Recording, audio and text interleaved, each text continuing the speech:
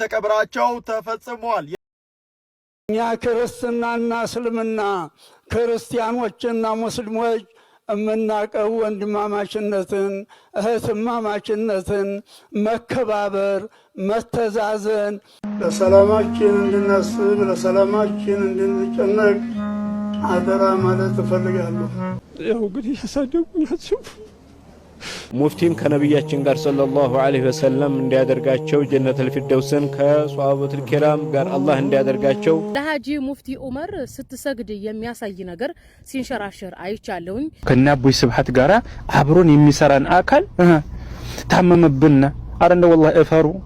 ሰላም ጤና ይስጥልኝ። እንዴት አደራችሁ? እንዴት ዋላችሁ? እንዴት አመሻችሁ? አምላክ አበው ቅዱስ እግዚአብሔር ስሙ ዛሬም ዞት የተመሰገነና የተወደሰ ይሁን። በአዲስ መረጃ መጥቻለሁኝ። አቡነ ማትያስን ቅዱስነታቸውን ያስለቀሰው የአባታችን የሙፍቲ አስከሬን ሽኛኘት ጀምሮ የቀብር ስርዓታቸውን የምንመለከት ነው የሚሆነው። ከዛ በተጨማሪ አሁንም ቢሆን ወሃቢዮች እየሰሩት ያሉ ስራዎች በጣም ያናድና በጣም ጸያፍ ነው። ከአንድ ሰው የማይጠብቅ ነገር ነው። በአንጻሩ ደግሞ ከወሃቢያ ደግሞ የነበሩ ሰዎች ትንሽ መለስ ብለው አስተያየቶችን ለማስተካከል ለማረም የሞከሩ ሰዎችም አሉ። እነሱም ጭምር የምንመለከታቸው ነው የሚሆነው። ይሄን ቪዲዮ ለብዙዎች እንዲደርስ ሼር ማድረጋችሁን አትርሱ። ቀጥታ ወደ ቪዲዮአችን እንግባ። የምንጀምረው ግን ከሙፍቲ ንግግሮች በጣም መልካምና ወርቃማ ንግግሮች ከሚባሉት መካከል ላይ እንጀምራለን። ስሟቸው። ክርስትናና እስልምና ክርስቲያኖችና ሙስሊሞች እምናቀው ወንድማማችነትን እህትማማችነትን መከባበር መተዛዘን በሐዘንም ሆነ በደስታ በሰርግም ሆነ በሞት ስንተባበር ነው እንጂ የሚያምርብን። እምናውቀው አገራችንን ያደግንበት በጠብ ደም በማፍሰስ ንጹሃን በመግደል በማፈናቀል እንዳልሆነ እምታውቁ አውቃችኋል።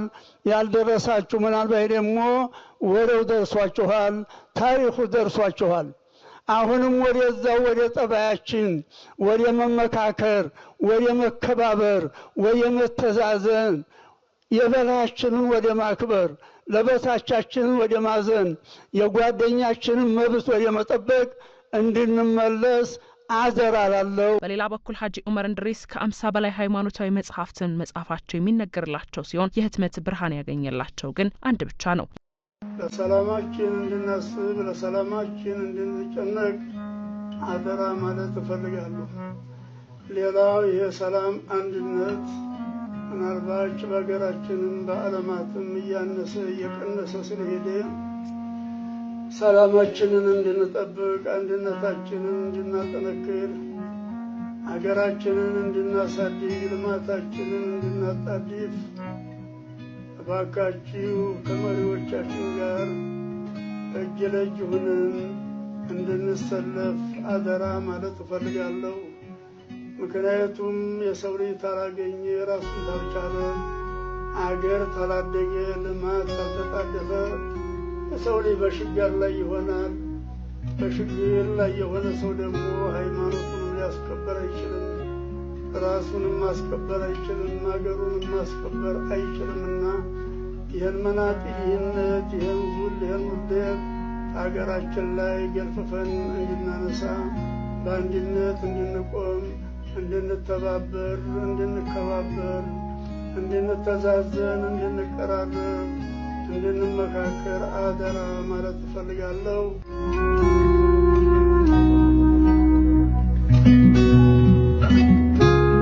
እንግዲህ እኛ አባት ስለ ሰላም እየተናገሩ ነው የሞቱት። ስለ ሰላም እያወሩ ሰላምን እየፈለጉ ስለ ሰላም ሽተው የሞቱ ናቸው። እንግዲህ አሁን ቀንጨብ ወዳሉት ወደ ሐሳቦች እንምጣ። እዚህ ሶሻል ሚዲያ ላይ እኛ በጀነት አብሽር የተባልን ይመስል በእነዚህ እድሜ ባለጸጋ አባት በቅቶት ነበር እንኳን ሄደ የጥመት አንጃዎች ሲሞቱ መደሰት ነው ያለብን የምትሉ ሙስሊም ወገኖች አላችሁ። ምን ነካችሁ? ራስ በራሳችን መነቋቆራችን ሳንተው እንዴት ነው ከጀርባ የሚመጣን ጠላት ማጥቃት የምንችለው? አንድን ሰው ማንነቱንም ይሁን አስተምሮቱን ካልወደዳችሁት በልባችሁ መጥላት ወይም እሱን አለመከተል እንጂ እሱን እንደዚህ ነው ጠማማ ነው እንዲህ ነው ስላልን የኛን ደረጃ ከፍ ማድረግ አንችልም። ይሄን ማወቅ አለባችሁ። በእውነቱ የእናንተና አስተምሮት እንደዚህ ነው እናንተና ጠማማ ናቸው እናንተና እንዲህ ናቸው እያላችሁ የምትነቋቆሩ ሙስሊሞች ማለት ነው ለኔ ብቻ ነው በሰዎች ዘንድ እውቅና ለማግኘት እንጂ ለዲናቸው ተቆርቁራቸው የማይመስልኝ። አላህ ያህዲና በስ ውሃብያ እንደዛ ነው። በነገራችን ላይ አንደኛ በሚዲያው ተቆጣጥሮ የፈለገውን ሐሳብ ማስረጽ፣ ግርግሮችን መፍጠር፣ አትርሱኝ ባይነት ሐሳብ አለው። እሱን ያዙልኝ። ብሩክ ኒውስ ያቀረበውን ነገር አሳያችሁ። ኑር መስጂድ እስከ ሚሊኒየም አዳራሽ በመቶ ሺዎች የሚቆጠሩ ኢትዮጵያውያንም የተቀዳሚ ሙፍቲ ሀጂ ዑመር ኢድሪስን አስክሬን ሽኝት ላይ እየተሳተፉ ይገኛሉ። በአሁኑ ሰዓት ታዲያ ቦሌ ተጨናንቃለች። ምክንያቱም ደግሞ ቀደም እንዳልኳችሁ በ10 ሺዎችና በመቶ ሺዎች የሚቆጠሩ ሰዎች ወደ ሚሊኒየም አዳራሽ እየገቡ መሆናቸውን ተከትሎ ነው። ታዲያ ዛሬ ከቀኑ 10 ሰዓት ላይ ቀድሞ የኢትዮጵያ እስልምና ጉዳዮች ጠቅላይ ምክር ቤት ፕሬዝዳንት የነበሩት የተቀዳሚ ሙፍቲ ሀጂ ዑመር ኢድሪስ የቀብር ስነ ስርዓት ይፈጸማል።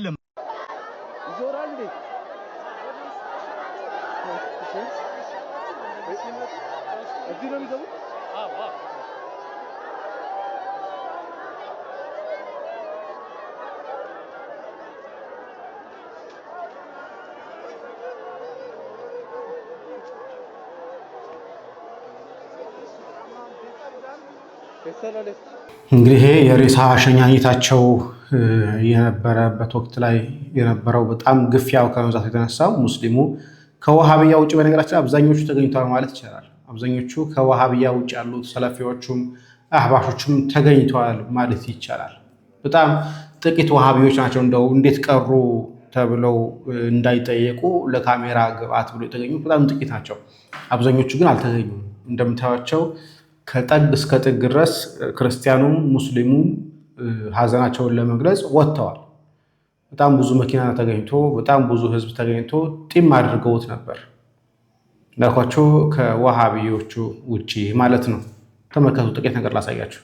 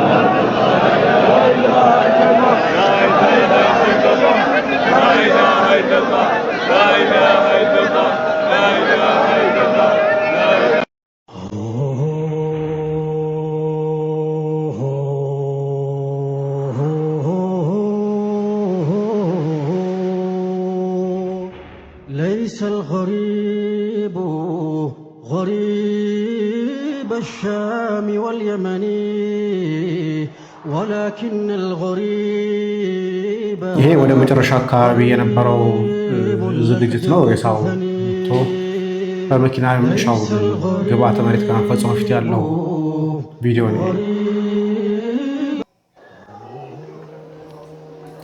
ይሄኛው መጨረሻ ላይ ሲወርዱ አካባቢ ያለ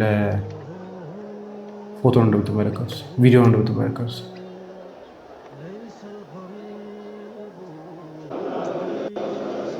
ይኸው እንደ እምነታቸው ዱዓ ተደርጎላቸዋል። ወሃቢዎች ብቻ ናቸው እንግዲህ ዱዓ እናደርግም ብለው እንደውም አንደኛው ቻናል ላይ ዋናው ቻናል ላይ እንዳሳየኋችሁ ዱዓ እናደርግላቸውም ብለው ፈትዋ ሲያደርጉ የነበሩት ወሃቢዎች ናቸው። በጣም በሚያሳዝን ሁኔታ ማለት ነው።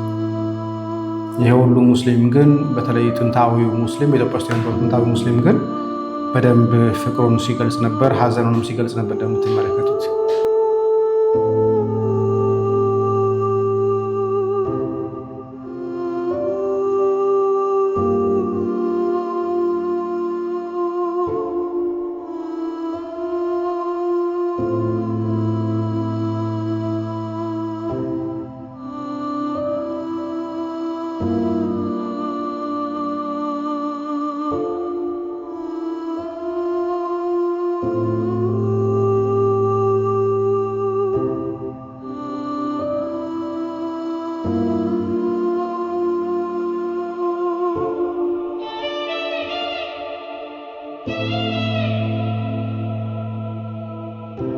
ስርዓተ ቀብራቸው ተፈጽሟል። የተቀዳሚ ሙፍቲ ሀጂ ዑመር ኢድሪስ ስርዓተ ቀብርም በዚህ ሰዓት ላይ መፈጸሙን ሰምቻለሁ። በዚህም ታዲያ ከፍተኛ የተባሉ የመንግስት ኃላፊዎች፣ ዑለማዎች፣ ኡስታዞች፣ ደረሳዎችም ከዚህ ባለፈም ደግሞ መላው የእስልምና እምነት ተከታዮችም እንዲሁም ደግሞ መላው ኢትዮጵያውያን በቀብር ስፍራ ላይ ተገኝተዋል። ተቀዳሚ ሀጂ ሙፍቲ ዑመር ኢድሪስንም ታዲያ ቀብረዋል ማለት ነው። እጅግ በጣም ያሳዝናል። ታዲያ አላህ የጀነት ያድርጋቸው። መልካም ቀን። እንግዲህ ከተቀበሩ በኋላ ያሉ ሐሳቦች ምንድናቸው የሚለውን አንዳንድ ኡስታዞች የሰጡትን ሐሳብ ላሰማቸው። ሙፍቲም ከነብያችን ጋር ሰለላሁ ዐለይሂ ወሰለም እንዲያደርጋቸው ጀነተል ፊርደውስን ከሷሃበቱል ኪራም ጋር አላህ እንዲያደርጋቸው ከመልካሞቹ ጋር አላህ እንዲያደርጋቸው እንለምናለን። ለመላው ኢትዮጵያ ሕዝብ መጽረቱን ይስጣችሁ እላለሁ። ባን መንገድ መከተል አለበት። አንድነቱን ያስከዛ ሲለፍ የነበረው ስለ አንድነት ነው። ያ እነሱ ቢያልፉም ትምህርታቸው አያልፍምና አንድነታችንን ጠብቀን መሄድ አለብን እላለሁ። ያው እንግዲህ ያሳደጉ ናቸው። ያው እንግዲህ እሳቸው ተደረሳ ጋር ነው ተጠናታቸው ጀምሮ እስካሁን ድረስ በጣም ተደረሳ ጋር ነው ቁርኝነታቸው። ትንሽ ትልቅ አይሉ እና ሃይማኖት አይለዩ፣ ሁሉንም አንድ አድርገው ያሉ አባታችን ናቸው። ኮስኩት ያላደጉ አባ ማለት ለሙስሊሙ ብቻ ለመላው ለኢትዮጵያ ሕዝብ አባት ናቸው። ያው እንግዲህ የኢትዮጵያ ሕዝብ ለሐዘኑ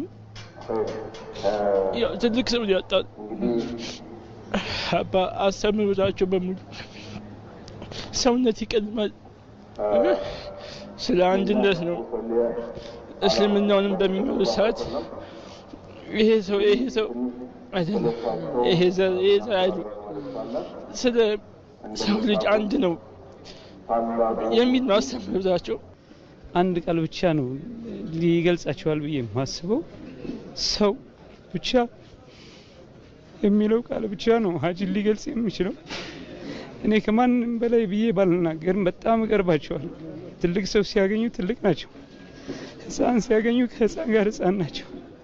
የሃይማኖት መለያየት ብቻ በሰው ልጆች መካከል መለያየትን እንደማያመጣ፣ አንድነትን እንደማይበታተን፣ ሰላምን እንደማያደፈርስ፣ መለያየት ጸጋን እንደሚያሳጣ፣ ፈሪም እንደሚያደርግ፣ ለሰው ልጆች የተዘረጋላቸው መልካም ጸጋ ሁሉ በመለያየቱ እንደሚገፈፍ በሄዱበት ሁሉ ያስተምራሉ።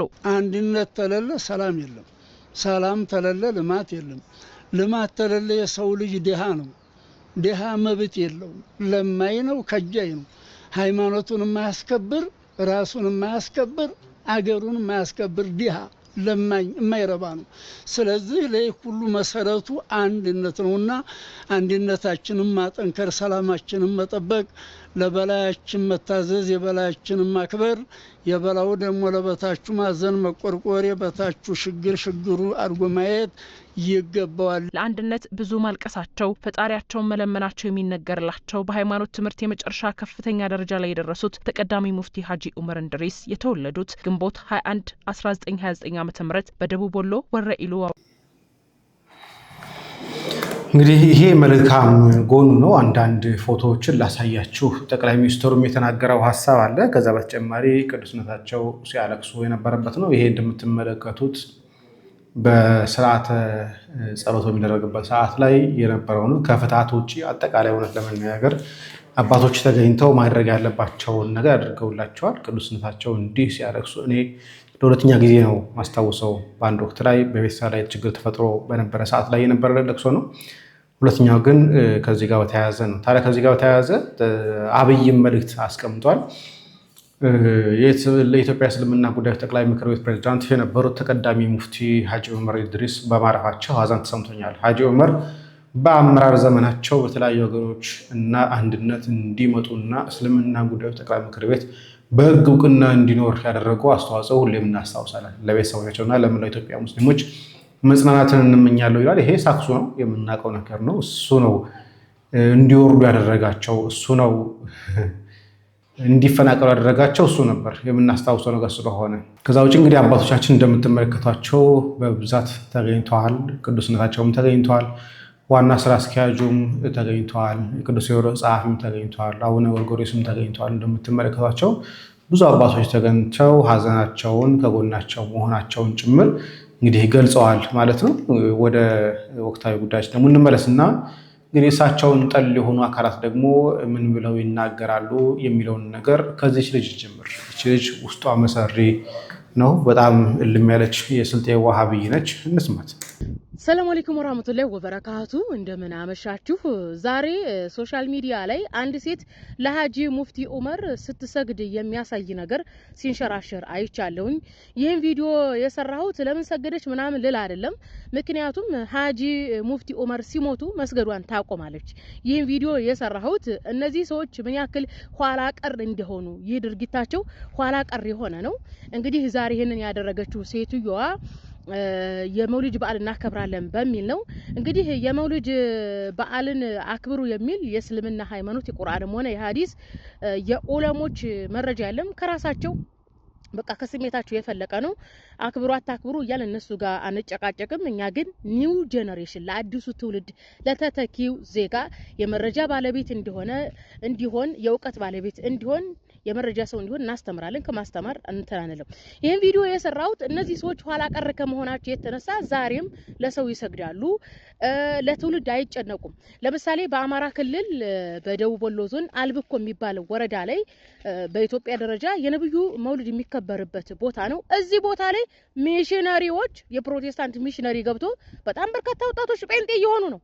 ኦኬ በኢትዮጵያ ደረጃ ነብዩ መሐመድ አለይሂ ሰላቱ ወሰለም ልደታቸው ነው ተብሎ የሚከበርበትን ቦታ ወደ ጴንጤነት እንቀይራለን፣ ታሪክ ሆኖ ይቀራል። እስልምና ሐሰት ነው። ነብዩ መሐመድ አለይሂ ሰላቱ ወሰለም ሐሰተኛ ነብይ ናቸው፣ ይሄንን እናረጋግጥላችኋለን ብለው ጴንጤዎች ገብተው በነገራችን ላይ አልብኮ ወረዳ ብሎ ማለት ለሰሜን ሸዋ ዞን ወረዳዎች እንደ መኮይ እንደ ማጀቴ አንጾኪያ ገምዛ የሚባሉ ወረዳዎች ቅርብ ናቸው ለአልብኮ ማለት ነው። እንደሚታወቀው ከድሮ ጀምሮ መኮይና ማጀቴ የፕሮቴስታንት ሚሽነሪ የገባበት በጣም በርካታ ወጣቶችን ጴንጤ ያደረገበት አካባቢ ስለሆነ ከዛ ወርደው ከአንጾኪያ ገምዛ ወረዳ ወርደው እዛ አልብኮ ላይ በጣም በርካታ ሰው ጴንጤ እየሆነ ነው በድብቅ ልክ እንደኛ ሂጃብ የሚለብሱ ሴቶች እንደምናችሁ ሲባሉ አልহামዱሊላህ የሚሉ ነገር ግን በድብቅ እኛ የምናመልከው ኢየሱስን ነው፣ እኛ የኢየሱስ ተከታዮች ነን፣ እስልምና ሐሰተኛ ነው እያሉ ወጣቱን ከስር እየቦረቦሩ ነው። እነንተና ግን ያው ታይዘው እየተሰጋገዱ ነው፣ እርስ በርስ እየተሰጋገዱ ነው በሚያስቅ ሁኔታ ማለት ነው። ስለዚህ ለምትሰግዷም ሴትዮ ለሚሰገድለትም ሰው ሸር አድርጋችሁ አድርሱልኝ። እርስ በርስ ስትሰጋገዱ ወጣቶቻችሁ ተረካቢዎቻችሁ የሉም፣ ነገ ጧት ማን ነው መውሊድን የሚያከብርላችሁ ብላችሁ አድርሱልኝ። እንግዲህ እንደዚህ ብላ ስትናገራቸው የነበሩ ሐጂ ሙፍቲ እንድሪስን በራሻ መውሊድ እንደ ሶማሌ ክልል እያለው ከልጅነት ጀምሮ ሶማሌ ክልል ላይ ሲከበር የነበረ ነው። ትልልቅ ግመሎች እየታረዱ ሲከበር የነበረ በዓል ነው። እኔ እስከማውቀው ሶማሌ ክልል ላይ ክልል 5 የሽኔሌ ዞን ላይ ማለት ነው። ከዛ በኋላ ዛሬ ምን አለች መታ ደግሞ እንዲህ አለች። ሁሉም ሰው ሁላችንም ከአላህ ነን፣ ወደ አላህም ተመላሾች ነን። በመሆኑ በትናንትናው ዕለት የቀድሞ የኢትዮጵያ እስልምና ጉዳዮች ከፍተኛ ፕሬዝዳንት የነበሩት ሐጂ ሙፍቲ ሼህ ዑመር ገነቴ ወደ አኺራ ተሸጋግረዋል። ኢና ሊላሂ ወኢና ኢለይሂ ራጂዑን።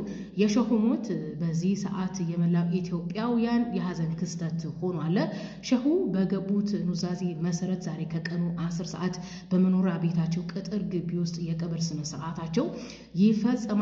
በዚህ ጊዜ ረጅም እድሜ መኖር እድለኝነት ነው፣ እንደ ብርቅም ነው የሚቆጠረው። ሼሁ እንግዲህ ከ89 እስከ 90 የኖሩ የእድሜ ባለጸጋ እድለኛ ናቸው። መቼም ሰው ለሚወደው 150 ዓመት ኑሮ ቢሞት ወዳጅ ዘመዱ ማዘን ስለማይቀር ወዳጅ ዘመዶቻቸው አዝነዋል። ለወዳጅ ዘመዶቻቸው መጽናናትን እመኛለሁኝ። እንግዲህ እንደዚህ ነው የማስመሰል ደረጃዋ፣ የማስመሰል አቅሟ ይሄን ያህል የነጠረ ነው። በአንደኛው በዋናው ቻናል ላይ ሰርቸው ነበር የዚህን ሰው ሐሳብ፣ በተለይ ደግሞ እንዴት ቤታቸው ይቀበራሉ ይሄ ትክክል አይደለም ሲል ነበር። ይህ ሰው ደግሞ ከስር የምትመለከቱ ደግሞ ትላንትና እዚሁ ቻናል ላይ ያቀረብኩላችሁ ሰው ነው። ሁለቱ ምን እያሉ ነው የሚለውን ነገር በዛው ምላሹንም ስለሚሰጡ እንስማቸው። ከናቦይ ስብሐት ጋራ አብሮን የሚሰራን አካል ታመመብን አረንደ والله እፈሩ ሐቂቀተን እፈሩ ልታፍሩ ይገባው ተለ ኢኽዋኖች ይሄ ሙፍቲ እንትን ታመመብን እያላችሁ እንትን የምትሉ ሰዎች እፈሩ እንደ አይነት ሰው እንደም ቢሞት ለአላህ ስድስት ሽኩር ነው መወረድ ያለበት ስንት ሰው ነው በዚህ ሰው የሚጠማው ስንት አሁን ባለፈው አላህ ካርሽ በላይ አይደለም ብሎ የተናገረውን ፈትዋ ስንት ነው ሲያራግቡ የነበረው እንደዚህ አይነት ሰዎች ለምን አያማችሁም መርሐባ እስቲ ምንድነው ማስተላለፍ የፈለከው ነገር እውነት ለአህለ ሱና ወል ጀማዓ ተቆርቆረህ ነው ወይስ የሱና ሰው ነኝ ብለህ አስበህ ከሆነ ፍጹም በጣም እጅግ በጣም በሚባል መልኩ የተሳሳትከ ርቀት ሄደሃል በስተት ማለት ነው ምክንያቱም من صفات أهل السنة والجماعة أرحم الخلق بالخلق كأهل السنة والجماعة ባህሪዎች መካከል ትክክለኛ የሱና ሰዎች የሆኑ ሰዎች መለያ ከሆኑ ባህሪዎቻቸው መካከል ለخلቁ ከخلቆቹ ወይም ከፍጥረታቶች አዛኞች ናቸው ለፍጥረታቶች ይላሉ እንዴት የሰው ሞት ለዛውም የአንድ ሙስሊም ሞት እንዴት ትመኛለህ ከዛ በዘለለ ደግሞ ካፊር ናቸው ብለ ፈርጃል ካፊር ያልሆነን አካል ሙስሊምን ካፊር ማለት ራስ ላይ እንደሚመለስ ታውቃለህ ማንነህና ነው አንተ ካፊር ብለህ ሰውን የምትፈርጀው በዚህ ልክ ሰውን ለመበዳ አንተስ ማንነ ሰውን ለመከፋፈል ማሰብ የመጨረሻ ብልግና ነው ነውር ነው ከዛ በዘለለ ደግሞ አላህ ይዘንለት አላህ ይዘንላቸው አላህ ያድርጋቸው አፊያቸውን ይመልሳላቸው ማለቱን ባትችል እንኳን አላህ ባያድልህ እንኳን ለዚህ ነገር ቢያንስ ዝም አትልም ክፉ ነገር ከምትናገር እስቲ ያንተ የሱና ጀማዓ የሱና አቋም የማንን መንገድ የትኛውን ሰለፍ መንገድ ይዘህ ነው ነብዩ አለይሂ ሰላቱ ሰላም ናቸው ጥሩ አራአያችን ሞዴላችን አይደል እሳቸው የአይሁድ ጀናዛ ሲያልፍ አላለቀሱም እንዴ የአይሁድ ጀናዛ ለምንድነው የምታለቅሰው ብሎ ዑመር ሲጠይቃቸው የአይሁድ ጀናዛ እኮ ነው ብሎ ሲላቸው አለይሰት ነፍስ አይደለች እንዴ እሷ ሳላሉም የአላህ መልእክተኛ ምንድነው አንተ የምትለው ይሄን ያህል ሙስሊሙን ለመከፋፈል መሞከር ይሄን ያህል ጠላትነት ማወጅ ለምን አስፈለገ የሙስሊም ባህሪ አይደለም እኛ አሁንም ነገም ከነጎዲያም አላህ አፊያ እንዲያደርጋቸው እንመኛለን ያለ ልዩነት አለ ግልጽ ነው ልዩነት አለ ልዩነቱን ደግሞ በመነጋገር ይፈታል ከዛ ውጪ እኔን ካልመሰልክ በስተቀር ካፊር ነህ እኔን ካልመሰልክ በስተቀር አንተ ሙናፊቅ ነህ ስም ተለጥፈው የታክሲ ታፔል ላይ መስል ማንነህና አንተ ሳቂባህን መጨረሻህን በምን አወቀው በምን ታውቀዋለህ ስለዚህ ታው አላህን ፈራ ወንድሜ ወላሂ ሙስሊም የሆነ የሙስሊም ምክር ነው መመክርህ እኔ አላህን ፈራ ሙስሊም አይደሉም እንዲህ አይደሉም ምናምን ከአህባሾች የሚጠሉ የሆኑ መስማት የማንፈልጋቸው ነገሮች አንተ ሱና ነኝ የሱናን ካባ ለብሻለሁ የሱናን አራያ ይዣለሁኝ ብለህ የምታስብ ከሆነ ካንተ እንደዚህ አይነት አንደበት በፍጹም አይጠበቅም በጣም ነውር ነው ነውር ነው ስለዚህ አሁንም አላህ አፊ ያደርጋቸው ሙፍቲን አላህ ያሸራቸው ወደ ቀድሞ ጤናቸው አላህ ይመልሳቸው አሁንም ምኞታችን ነው ትክክለኛ ሙስሊም የሆነ ሰው መጥፎ ነገር ለሰዎች አይመኝም አይደለም ለሙስሊም ይቅርና ለማንም መጥፎ ነገር አይመኝም ለማንም መጥፎ ሰው የአላህ መልእክተኛ አለይሂ ሰላቱ ሰላም አዛ የሚያደርጋቸውን የነበረውን ጎረቤታቸው ታስሮ እኮ ሊጠይቁት ምግብ ይዘው ሄደዋል ካፊር ነው አይሁድ ነው ከአይሁድ ጋር ሙዓሸራ አድርገዋል የአላህ መልእክተኛ ሲሞቱ የአይሁድ እኮ ዳ ኖሮባቸው ነው የሞቱት وخالق الناس بخلق حسن من ማለት ነው ከሰው ልጆች ጋር በመልካም ግብረገብ ተኗኗር ሲል አላህ ማን ነው ነብዩ ሲሉ ምን ማለት ነው ከሰዎች ጋር የተባለው ከሙስሊሞች ጋር አይደለም ስለዚህ ሙስሊም ደግሞ አውላ ነው ከዛም የተሻለ የባሰ የሆነ ነው ስለዚህ እንደዚህ አይነት ክፉ የሆነ መጥፎ የሆነ መርዝ የሆነ ንግግርን ከመናገር እንግዲህ አላህ ይቆጥብ ወደ አላህ የምትመለስ አላህ ያድርግ ቢእሰማ ቁልት እንዳለው ሙዓዝ ለካዕብ ዲፋዕ ሲያደርግ እኔም ቢእሰማ ቁልት ላለሁኝ መጥፎ ንግግር ነው የተናገርከው ሰላም አለይኩም ወራህመቱላሂ ወበረካቱ እንግዲህ እንደተናገረው የወትናንትና አቅርቤላችሁ ነበር ከ10 ደቂቃ በላይ የተናገረው ንግግር ያቆምኩኝ ሐሳብ እየጨመርኩበት ስናገርበት ሰው እንግዲህ በሙስሊሞች ዘንድ እንኳን ይሄ ሰው እንግዲህ እንደምታዩት ዋሃቢ ነው የምናውቀው ዋሃቢያ ነው ግን እንዴት ለሙስሊሙ አታዝንም? አትሊስት እኮ ሙስሊም ወዳጅህን ሙስሊም እንዴት እንድትመኝለታለህ ሲለው ነበር። ጥሩ ነው እንደዚህ ማሰብ ከጀመራችሁ። ለማንኛውም ይሄን ይመስል ነበር። ከተመቻችሁና ከወደዳችሁት ላይክ፣ ሼር፣ ሰብስክራይብ ማድረጋችሁ አትርሱ። ቸር ቆዩ።